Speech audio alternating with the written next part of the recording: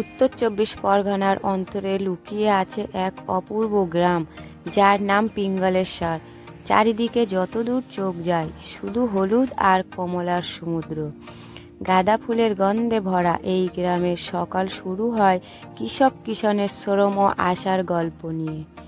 এখানকার মানুষ বিশ্বাস করে একটি ফুল শুধু সাজসজ্জা নয়, তাদের দিনের রুটি রুজির প্রতীক।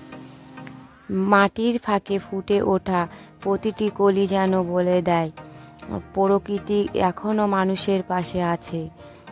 এমনই এক শান্ত সকাল থেকে শুরু হচ্ছে আজকে আমাদের যাত্রা পিঙ্গলেশ্বর গাঁদা ফুলের গ্রাম, যেখানে প্রতিটি মানুষের জীবন বোনা আছে রং আর ঘরনের মায়ায়।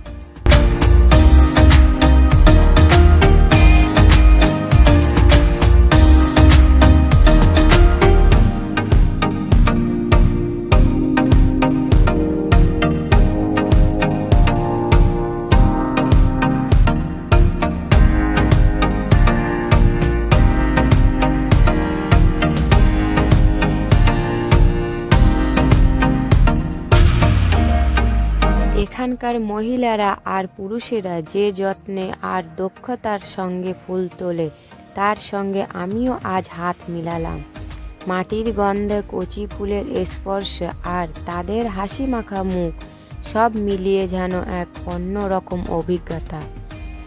একটু হাসি, একটু কথা, আর মাঝে মাঝে কাজের তাড়াহুড়া, এই সাধারণ মানুষের জীবনে সহজ ছন্দে আজ আমিও অংশ হয়ে গেলাম। ফুল তোলার এই সময়টা আমাকে মনে করিয়ে দিল প্রতিটি রঙিন গাঁদার পিছনে আছে মানুষের পরিশ্রম আর আছে গ্রামের মাটির নিঃশব্দ ভালোবাসা।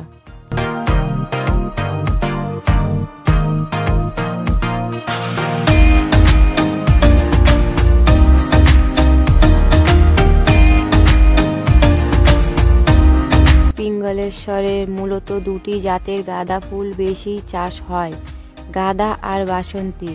গাঁদা ফুলের রং গাঢ়, বাজারে বেশি চাহিদা, তাই খুব লাভজনক। বাসন্তী ফুল টেকসই, কম নষ্ট হয়, তাই কৃষকের রোজগারের বড় ভরসা। এই দুই জাত এখানকার চাষিদের সবচেয়ে নির্ভরযোগ্য আয়ের উৎস।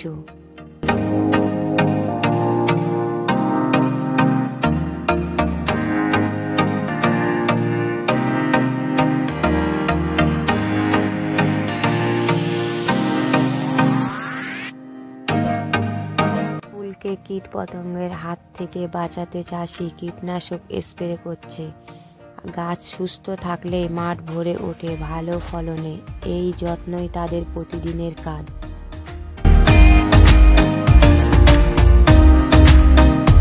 পিঙ্গলেশ্বর গ্রামের সকালটা যেন দুই রঙে সাজানো।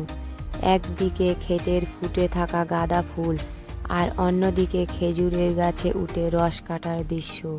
ফুলের ঘ্রাণ আর টাটকা রস, এই দুই মিলিয়ে তৈরি হয় পিঙ্গলেশ্বরের গ্রামের আসল সকাল।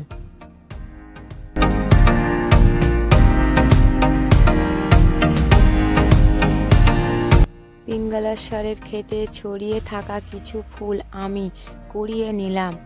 লোভ সামলাতে পারলাম না, প্রতিটি ফুল যেন গ্রামের রং আর সৌন্দর্যের ছোট্ট খণ্ড।